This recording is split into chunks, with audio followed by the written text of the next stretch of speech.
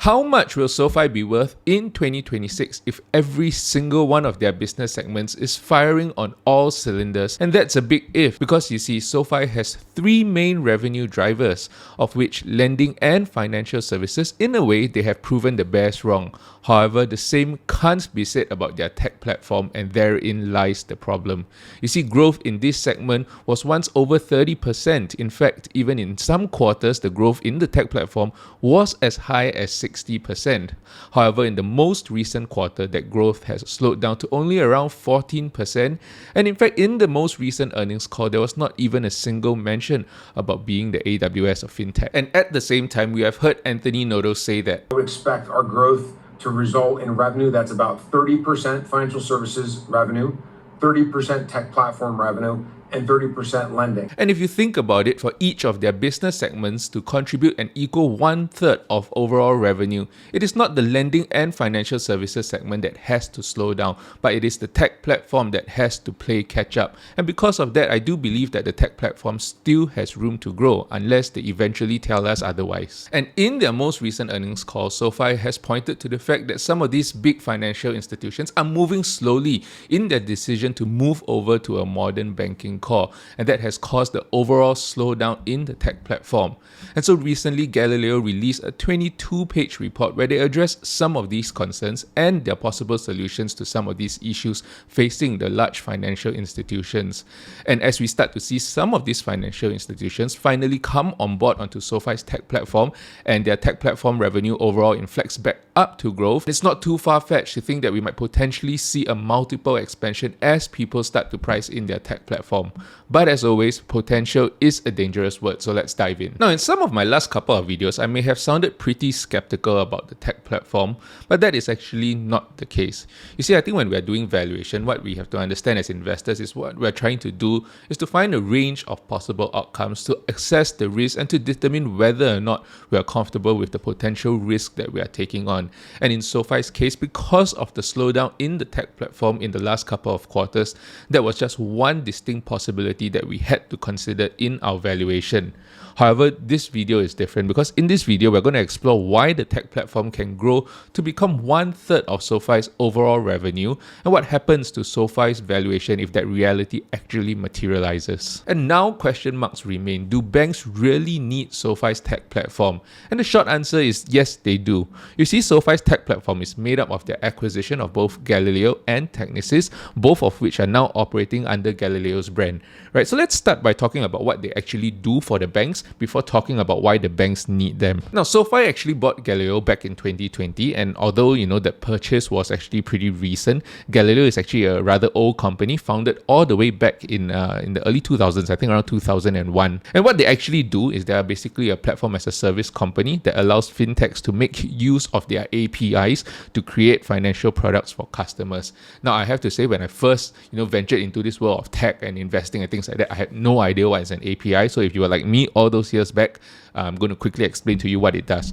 Right, so in short, API is basically application programming interface, and in layman's terms, what it is that it's just a set of rules and protocols that has been coded to allow different softwares to communicate with one another. And it's useful because all these APIs basically allow developers to create certain products to access features and access data from a platform without having to write the underlying code themselves from scratch. Now, if you need some practical examples of how this works, right, or to actually visualize how this works, think about it when you're using certain apps or certain websites. They don't actually ask you to create a new account on the app or on the website. What they actually do is they actually allow you to sign in using Facebook or Google. And so when you actually sign in using Facebook or Google, you're not actually logging into Facebook through that website or you're logging into Google through that website. They actually use an API to communicate with your Gmail account, with your Facebook account, to authenticate your identity with Facebook and Google. Basically, once they receive the confirmation, they allow you to log in, right? Or if you shop online, you basically see a button that says pay with PayPal or pay with Alipay. Again, it's not like, the website is actually accessing your information on PayPal or Alipay. It basically sends the information over to PayPal to process the transaction. And once that transaction has been completed on PayPal's platform, PayPal basically sends back the confirmation. And so if you take a look at this news report back in 2017, they actually open sourced their API and allowed developers to experiment and test what they could build using Galileo's API without having to actually code the entire system themselves. And like I said before, using this API basically helps to cut down the development time. And this is important for us to remember because this idea of development time plays a part in the thesis of SOFI's tech platform later on. And this is where it gets interesting because when Galileo was first acquired by SOFI and they put out this press release, this was not something that I actually realized. But when I went back to take a look at the press release, what I actually noticed was the way that they describe what Galileo does. Down here it says that, SOFI will pay a total of $1.2 billion to acquire Galileo. And just listen to how they describe what Galileo does. It says that Galileo is a digital payments platform that enables critical checking and savings account-like functionality. So Galileo doesn't actually, create a savings and checking account for members. It can create an account with similar functionality. And I guess, if you follow the news, that is why Varo Bank had to move off Galileo's platform due to certain regulations as they wanted to apply for a banking charter. And that is also why they needed the second aspect of their tech platform, which is Technysis. You see, Technysis is basically, a digital banking platform. They have two main offerings, which is the Cyberbank Core and Cyberbank Digital. Now, the Cyberbank Core is basically the infrastructure that gives banks and financial institutions the ability to make changes to their products and services on the back end. So if you think about it, it's like the whole operating system that the bank is running on. And this means that they can make changes to all the existing products that they have without having to start from scratch or recreate something new all the time. So on top of that, Technysis is also able to help deal with things like fraud mitigation, other security and risk management issues. And this basically helps the customer banks to operate in line with current regulation. And this is something you really need to remember later on as I tie everything together. Right, and their second offering is basically Cyberbank Digital, and this is the more consumer-facing side of the product. As they make changes to the back end, right, this can be easily translated to a better user experience on the front end, and so their Cyberbank Core and Cyberbank Digital works seamlessly to deliver changes both in the back end and the front end at the same time. So currently, at the time of acquisition, Technysis basically served over 100 million banking customers in 16 countries. In fact, they have a presence in nearly every Latin American country. And in fact, HSBC is actually also one of their customers. So in the end, when you actually see announcements like this that say SOFI to adopt Galileo's Cyberbank Core for sponsor banking, we can actually see this is, how Technysis is being integrated into Galileo's overall offering and operating under the same brand.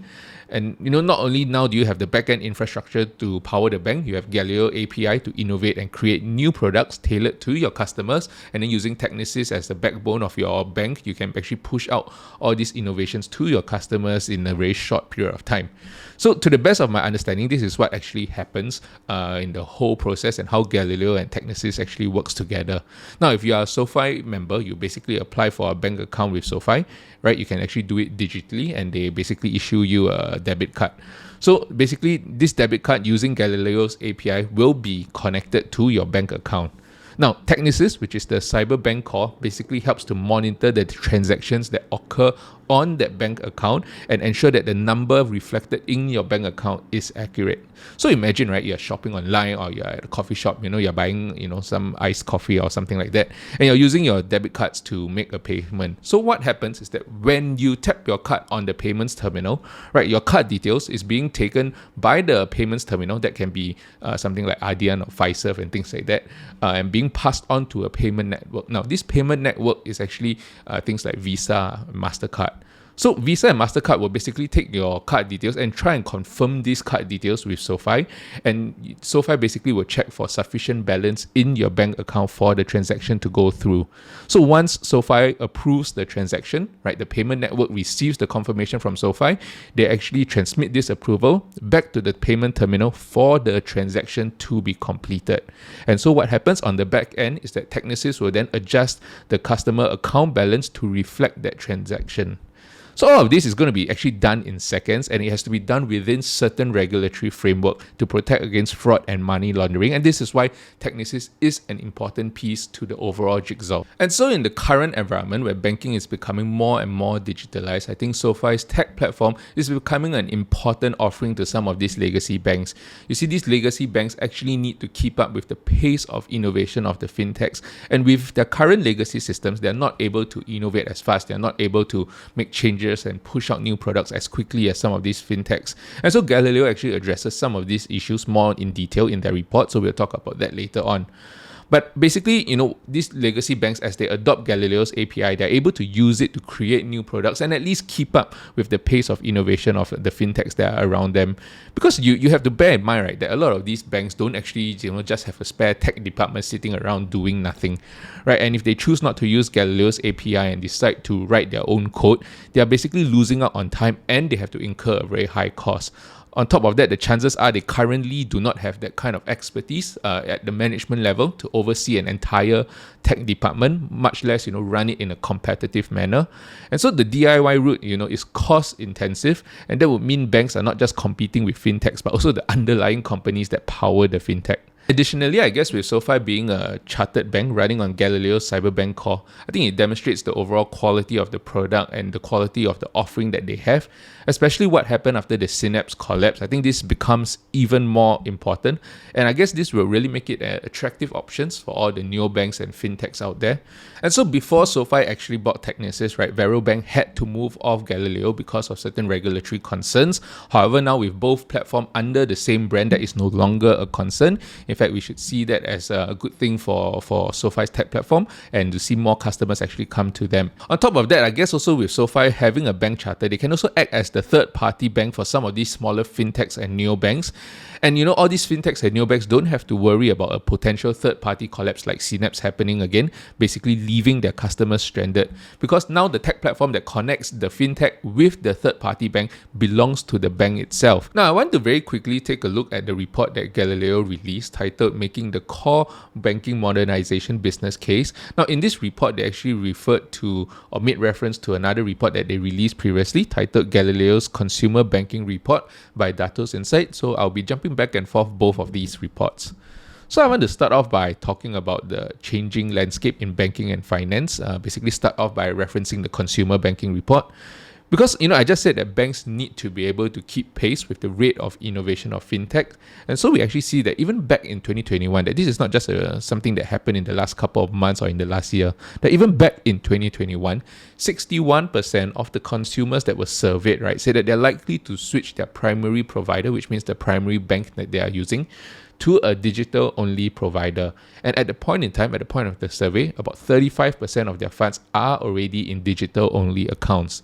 Now, in the first half of 2023, about half the number of checking accounts opened in the United States were from digital banks and fintechs. And if you fast forward to April of 2024 this year, the top 20 fintechs in the world serve over 3.8 billion customers, and the top 20 banks serve only about 2.7 billion customers, which is an amazing statistic if you think about it, that more and more consumers are choosing to go with the digital-only option. So I think this really highlights the need for legacy banks to keep up with the pace of innovation. Referencing the same Consumer Business Insights report, I think the top 3 reasons for account closure, the first one is that people basically have a new account that they prefer to use.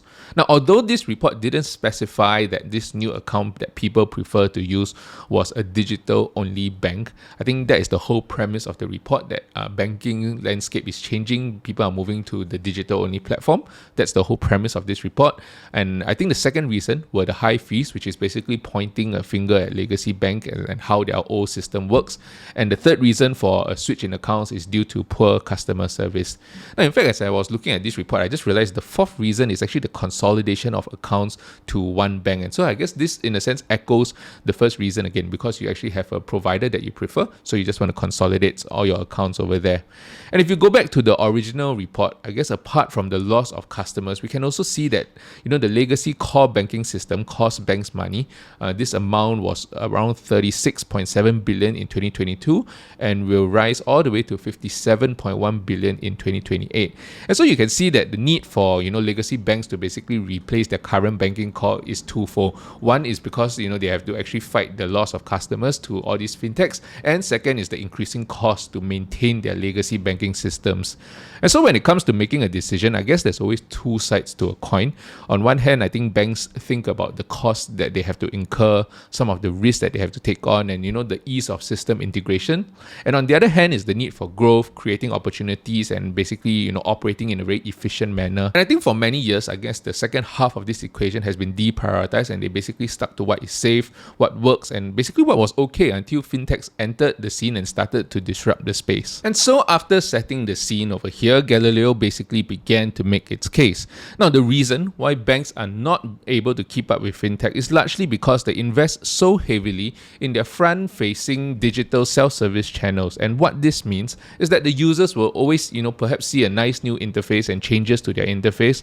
But because the core banking system that the bank is running on is still the same old legacy technology, they're not able to bring new products and new services to the market as efficiently as what fintechs can do, because the back-end infrastructure is basically a mismatch to whatever the users see on their user interface. And because of that, the whole process of bringing a new product to market or making changes to existing product becomes very inefficient, and all these legacy banks will always be one step behind the fintechs.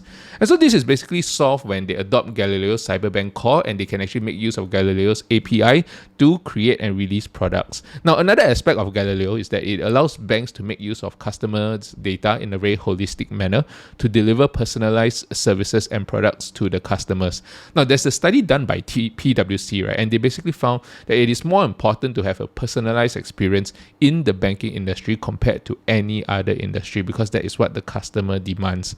And so at this point, if you go back to the consumer banking report, you can actually see that when asked about their primary financial services company, right, the word primary here doesn't mean what it used to. I think in the past, when you say something, a bank is your primary financial services company, you do everything on that bank, right? But today it's not the same. You can see that while many people call certain banks their primary financial services company, that is largely because they open or say set up a direct deposits account with them. But for other financial services like mobile wallets, peer-to-peer payments, saving tools, and even bill management and investments, they tend to use other financial products. And so for some of these legacy banks, the process of accessing this data is very inefficient, very labor intensive, and so that affects their overall decision-making process when bringing new products and services to market. And I guess because of that, all of these products and services, some of them that they release may be lacking, is not exactly what the customers want, and because of that, a lot of these customers are choosing to move to other platforms, and this is basically lost revenue for the banks. I think it's important that Galileo also acknowledges the proper need for risk management over here, because they've been talking about the need for growth, the need to drive efficiencies within the banking system and things like that. But in the report, they also said that they understand that risk aversion is a fundamental characteristic of financial institutions. And so on Galileo's platform, what they're able to do is that they're able to help to reduce risk and cost by transforming long-standing manual compliance process with automated controls. And on top of that, they actually tells us, right, this is something that has become a key focus for regulators in the current environment as banking becomes more digital. And so one of the common misconceptions that some of the legacy banks have that Galileo actually points out is that they actually think they need to, migrate all their accounts over in one shot. But I think Galileo actually basically points out that with their cyberbank core, that is actually not necessary. They actually encourage banks to take a more test and learn iterative approach to basically understand the system and migrate over in batches, or basically to start by running a side banking core. Now, as they run a side banking core, what this means is that perhaps as the bank decides to release new products and services, they can do so on Galileo's cyberbank core, understand how the technology works without having to, migrate all their business over in one go. And this migration process can basically take place in stages with little disruption to the business. And so I think one advantage of running a modern, side banking core alongside their legacy banking core during this migration process is that whatever disruption or perceived disruption there will be as they migrate some of the accounts over can be made up for whatever new business that is generated on the new banking core. And so because of that, I think a lot of these legacy banks have the ability now to approach the whole migration process without the fear of losing revenue, without the fear of losing profitability during during the migration process, and at the same time, it also gives them the ability to meet the increasing demand for digital banks. So at the end of the day, I think moving to Galileo will make sense for a lot of these legacy banks, because from a technology perspective, from a regulatory perspective, this is something that is essential for their business moving forward, and it basically strengthens their go-to-market process and makes them competitive with some of the fintechs out there as they become more and more customer-centric. And so because of all of that, I can actually understand why Anthony Noto has been so insistent that banks really do need Galileo's technology. And because of that, I think when he tells us that each of SOFI's business segment will eventually contribute to 30% of its overall revenue, and he actually sees the current slowdown is basically largely due to the uncertain macro environment holding large financial institutions back from making these decisions, I'm actually inclined to actually trust his assessment of the situation over here, because it does seem, from what we actually read so far, it's a matter of when, not if, some of these financial institutions eventually come over. So I might not be as optimistic on the timeline until I see it in the numbers, but I do think it will happen, that they will become a big tech platform. Now, whether or not they become the AWS of Fintech is really up to anyone's guess, but their tech platform will not become just an afterthought, right? And if it's not just an afterthought, then it's something that we have to consider in the valuation of the company. And so when I got to digging, I think I found one of my notes that on the 2023 earnings call, that in the first quarter of 2023, Anthony Noto talked about how the tech platform is actually transitioning the way they do business. Rather than focusing on getting smaller clients in larger quantity, they're actually going to be focused on fewer and more durable clients. And because of that, he actually says that he expects the revenue for the tech platform in 2023 to be flat and only start to scale perhaps sometime in 2024. But like I said, because as he has pointed out many times as well, because of the macro environment, I think this timeline is slightly extended into 2024. The fact that all these large financial institutions are not making the decisions to switch over to the modern banking core, at the same time, combined with the fact that SOFI has stopped pursuing all these smaller deals, that is why we're actually seeing this flat tech revenue. But that is not something that is unexpected. He might not have reiterated that flat revenue as he has done previously, but this is something that at least he has made this guidance back all the way in 2023. And I think basically all of this is just happening on a more extended timeline from what he actually expected. And so, if you take a look at this graph over here, you can see that their growth rates in terms of the number of accounts has actually slowed down, which is shown by the red line over here. At one point, they were growing even as fast as over 50-60% of revenue, of account growth per quarter. Right now, they have inflected back up to somewhere around the 20% range, right? Not quite at 20%, but close. But however, if you take a look at the total number of accounts, you can see that over the last couple of quarters, yes, it has been increasing, but increasing at a slower pace, which is whatever we see on the red color line. Now, on top of all of this, if you take a look at this second graph over here, you can see that the overall tech revenue has been growing over the last couple of years, but the revenue generated per Galileo account has been fairly consistent in the mid 60 cents kind of range. Let's call it around 65 cents. And I think moving forward, this is the one big unknown that we have in our valuation, and this is something that is going to affect how we do our valuation later on. So I just want you to bear this in mind, because at the same time, we haven't really seen them scale Galileo and Technysis together as one core offering, and so how that will affect this revenue per account still remains to be seen, what the unit economics will be like, and so on and so forth.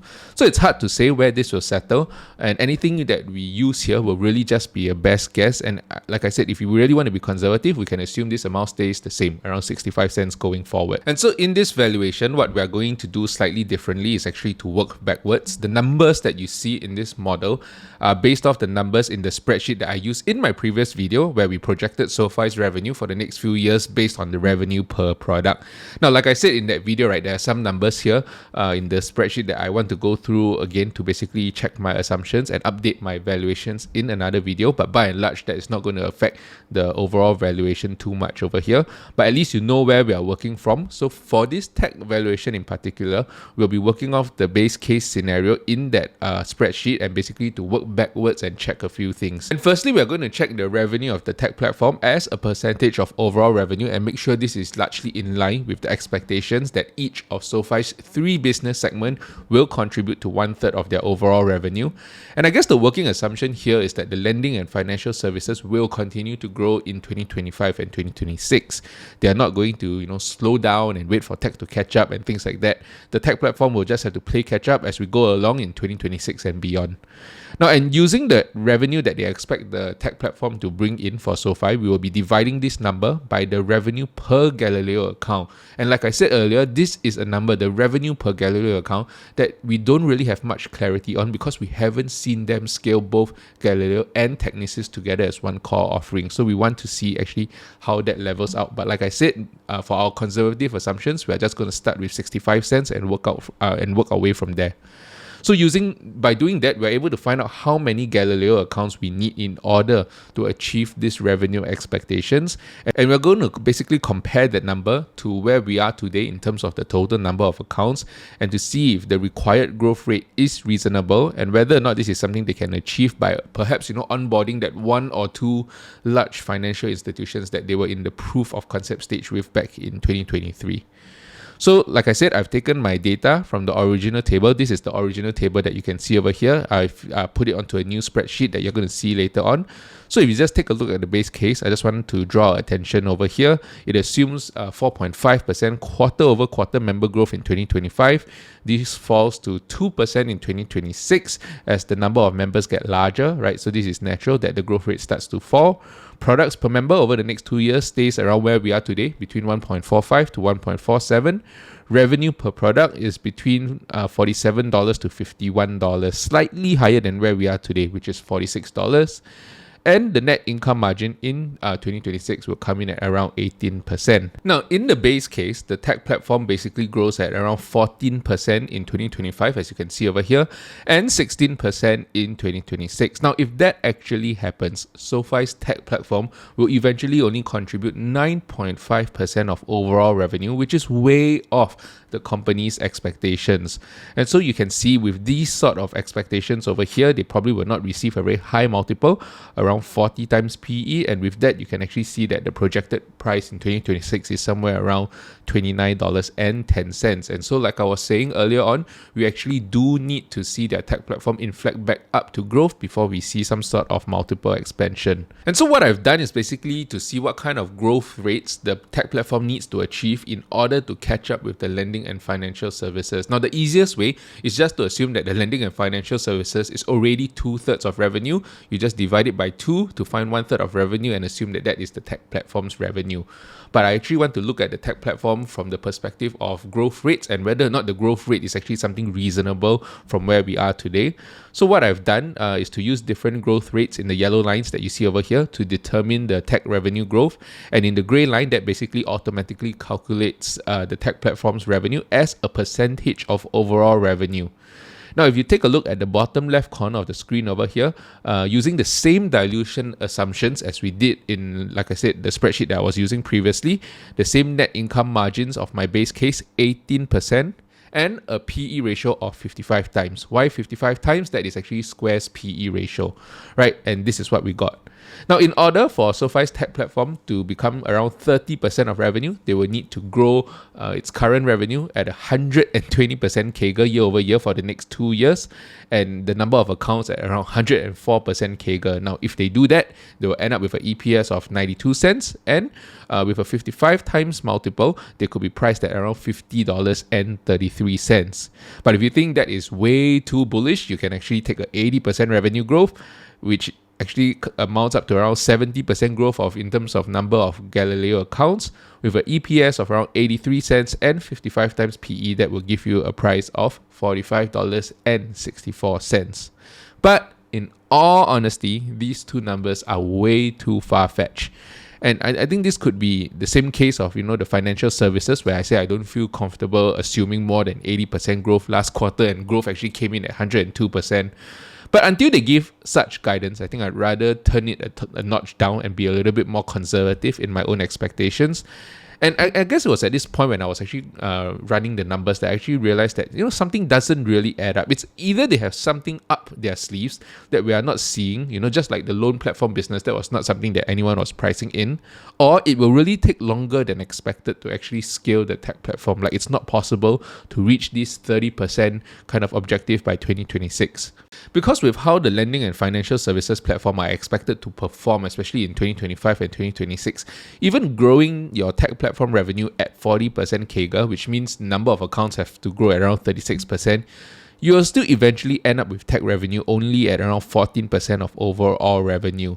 And the problem is, from where they are now, it's actually hard to even project out a sudden jump from a 14% year-over-year growth to a 40% year-over-year growth.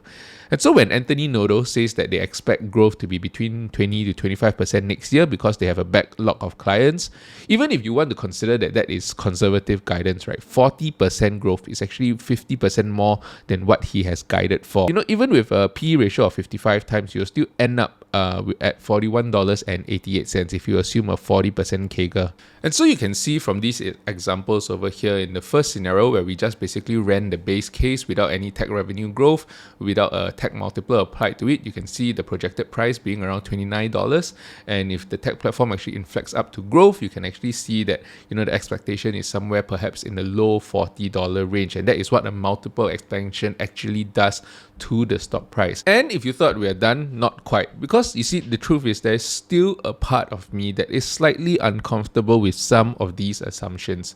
Now, even at a 40% year-over-year CAGR for their revenue, that is actually something that I already deem outside what I would consider reasonable growth expectations. The tech platform revenue still falls short of the 30% number, and that is because the pace at which the other segment of SOFI's business is growing far outpaces what the tech is doing at the moment.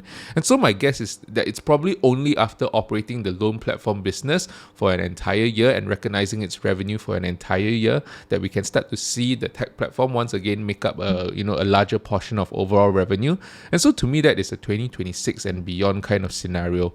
So I'm going to be showing you this table over here where I don't just compare the revenues quarter over quarter but year over year to get a better idea of what kind of expectations to have about the tech platform moving forward. But before that, I just want to have a very quick disclaimer over here that this is not a valuation. Please do not go and make any decisions based on these numbers. This is just my thought experiment, trying to understand SOFI's own guidance and whether or not this is something where they actually have an ace up their sleeves, or is this guidance already outdated because of the loan platform business and the revenue that is coming in from there, and this is a guidance that they probably have to relook at again. Because the truth is there is way too many unknowns over here. I think the first and the biggest unknown, like I mentioned earlier, is how the amount of tech revenue per Galileo account will scale, which of the big banks will come on board into their system, and whether or not these big banks actually are going to modernize their whole banking core straight away, or are they starting off with a side core. And because these are things that will affect the unit economics of the business, and these are things that we have to assume going forward. And so this actually makes this model actually fairly inaccurate, but this is just, like I said, some fun thought experiment because this is not something that a lot of people have spoken about. So earlier I spoke about how revenue per Galileo account is important, and just for some context, if we use a 80 cents of revenue per Galileo account instead of the current 65 cents, we only need to grow account numbers at 24% year over year instead of 36% year over year in order for us to achieve the 40% revenue growth. Now that is a lot easier for me to envision for us to grow accounts at 24%, but because we're charging more per account, we are actually able to hit that revenue growth. And so in this table where we are going to look past 2026 into the year over year growth for SOFI, I'm going to assume the tech revenue per Galileo account comes in at 80 cents. Now initially the idea was actually to just project up to 2028, which was what I did previously, but the problem is that even then the numbers were still too far-fetched for me, right? Either the tech revenue as a percentage of overall revenue is still way below the 30% mark, or the growth rates I needed to assume to reach the 30% mark were way too optimistic. So I ended up having to stretch this out to the end of the decade, which actually sounds like a long time, but in reality it's just 6 years. And so the assumption here is that lending and financial services will eventually slow down to a 20% year-over-year growth, and then slow down even more to a 15% year-over-year growth. Now at the same time, the tech platform will start to scale as large financial institutions come on board in the next 5 to 6 years, and they should be close to that 30% target, with projected tech revenue in 2030 coming in at around 26% thereabouts. So basically what I've used as a check and balance in this case is SOFI's overall revenue growth rate. Because Anthony Noto has said he expects to maintain at least 20% CAGR beyond 2026, and even with the high growth rates in the tech platform, their overall growth rates still basically come in between 21 to 24%, which is, within reasonable estimations of what they have guided for. So if you take a look at the smaller table right at the bottom of what I've shown you over here, this smaller table basically breaks down the tech revenue, right? So what I've done is taken the full year of the tech platform revenue and averaged it out over 4 quarters. And then after that, we actually divided that number by 80 cents. This 80 cents is the revenue generated per Galileo account, and that means in 2028, SOFI will need around 457 million accounts in order to generate that amount of revenue. Now, seeing that they only have 160 million accounts today, that is a 28% year-over-year CAGR in terms of growing their customer counts. Now, like I said previously, I think when we look at any kind of businesses, right, we have to understand how the management would look at the business. You see, SOFI doesn't actually need to add 300 million accounts. That sounds like a very big number. What they actually have to do is to onboard 5 to 6 large financial institutions over the next 4 to 5 years. And that actually works out to be around one big financial institution every year. And that can potentially get us to these numbers. Because some of these large financial institutions have way over 50 million customer accounts. I think we have seen previously companies like Bank of America have over 60 million accounts, JP Morgan over 80 million customer accounts. Additionally, this aspect of their business isn't confined to the United States because Galileo and Technysis both have a global client base, and so this is a mindset shift that we need to have when we are looking at the tech platform. However, due to the large number of assumptions, I don't feel comfortable trying to actually calculate out the earnings per share and even to project out the expected dilution going forward over the next 5 to 6 years, because so many things can happen, and to find a price target based on so many assumptions, that is not how I like to do my valuation.